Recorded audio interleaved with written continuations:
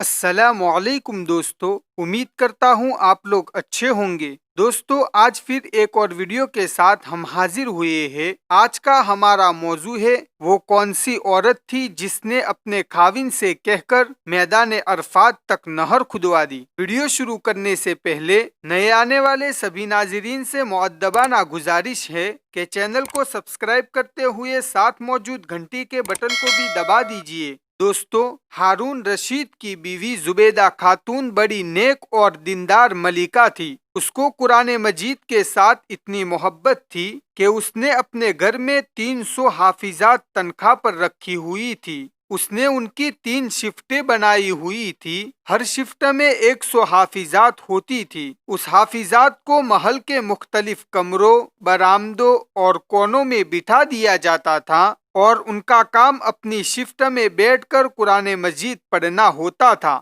اس طرح پورے محل میں ہر وقت 100 حافظات کے قرآن پڑھنے کی آواز آتی تھی۔ اس خاتون کو پتہ چلا کہ جب لوگ سفر حج پر جاتے ہیں تو ان کو راستے میں پانی نہیں ملتا، اس لیے وہ اپنے ساتھ سواریوں پر پانی لاد کر جاتے ہیں۔ جب کبھی پانی ختم ہو جاتا ہے تو بسا اوقات لوگ پیاسے رہتے ہیں، بلکہ بعض اوقات تو کئی لوگ فوت ہی ہو جاتے ہیں۔ ہر بیوی اپنے خاوند سے فرمائش کر کے کوئی نہ کوئی کام کرواتی ہے۔ اس نے بھی اپنے خاوند سے کہا کہ میرے دل کی تمنا ہے کہ آپ ایک نہر بنوائے جو میدان عرفات تک پہنچے، تاکہ حاجی لوگ جب اس کے قریب سے گزرے تو ان کو پانی ملتا رہے۔ ہارون رشید نے اس کی فرمائش کو پورا کر دیا اور ایک عظیم الشان نہر بنوا دی۔ اس نہر سے ہزاروں انسانوں، حیوانوں، چرندوں اور پرندوں نے پانی پیا اور فائدہ اٹھایا۔ ذرا سوچئے کہ کسی کو پانی کا ایک پیالہ پلانا کتنی بڑی نیکی ہے۔ قیامت کے دن ایک جہنمی کسی جنتی کو دیکھ کر اسے پہچان لے گا